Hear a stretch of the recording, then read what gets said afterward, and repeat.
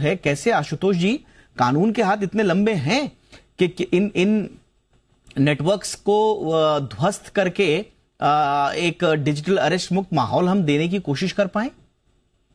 देखिए दीपक जी, सबसे पहले तो लोगों को ये जानना जरूरी है कि डिजिटल अरेस्ट जैसा कोई प्रोविजन है ही नहीं हमारे कानून में। चाहे वो अभी का बीएनएसएस हो या पहले का क्रिमिनल प्रोसीजर कोड हो, उसमें डिजिटल अरेस्ट को कहीं कोई रिकॉग्नाइज नहीं किया गया है। तो लोगों को ये समझना बहुत जरूरी है।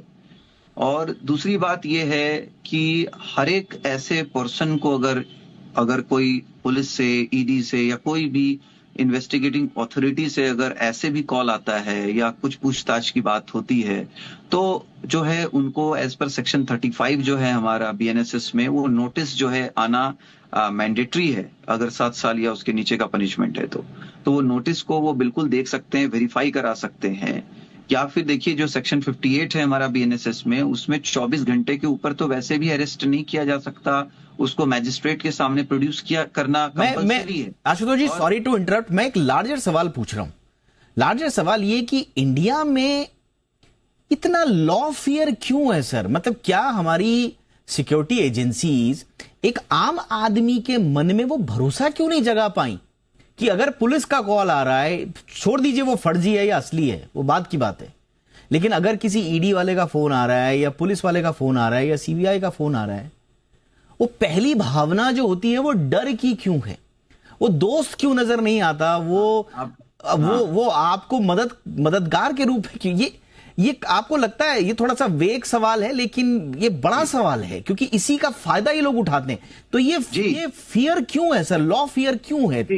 जी, ये बिल्कुल दीपक जी, मैं वहीं पे आ रहा था और आपने बहुत ही टू द पॉइंट और सही सवाल आपने पूछा है, क्योंकि ये जो डर है इस वजह से सारा प्रॉब्लम है।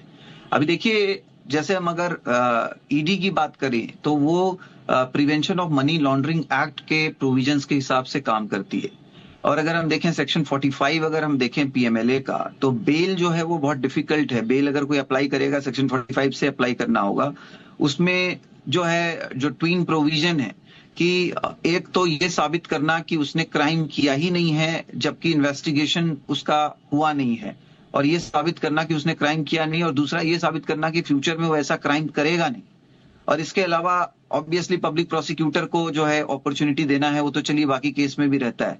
तो ये साबित करके बेल लेना इतना आसान नहीं है, और यही वजह है जिसके वजह से लोग मेरे ख्याल से डरते हैं प्रोविजंस में भी कि अगर बेल नहीं मिलेगा कोर्ट के थ्रू, या एंटीसिपेटरी बेल नहीं मिले, या फिर जो है रेगुलर बेल अगर नहीं मिले, तो ये बहुत ही डिफिकल्ट सिचुएशन हो सकता है। और हम देख रहे हैं कि जितने पेंडेंसी ऑफ मैटर्स हैं आजकल, बेल मैटर्स भी इतने सारे बढ़ चुके हैं, इतने केसेस बढ़ चुके हैं कि महीना 6 महीना 1 साल भी लग जाता है कभी कभी बेल प्रॉपरली उसको जो हियर करने में, और जो इन्वेस्टिगेटिंग एजेंसी है उसका रिप्लाई आने में, ये सब कुछ होने में काफी वक्त लग जाता है। और इसी हैरासमेंट को से बचने के लिए लोग जो है घबराहट में आ जाते हैं। और मुझे लगता है कि इसमें सिर्फ जो फ्रॉडस्टर्स जो इस तरह से कॉल कर रहे हैं उनके पास जो इंफॉर्मेशन आ रहा है वो भी बहुत इंपॉर्टेंट है कि किसके पास कितना पैसा है, किस बैंक अकाउंट में कितना पैसा है, क्या वो कितना पैसा उनसे निकाल सकते। तो इसका मतलब है कि कहीं ना कहीं डेटा ब्रीच भी जो है वो एक इंपॉर्टेंट मामला है। और इसमें बैंक्स को भी देखना पड़ेगा कि इस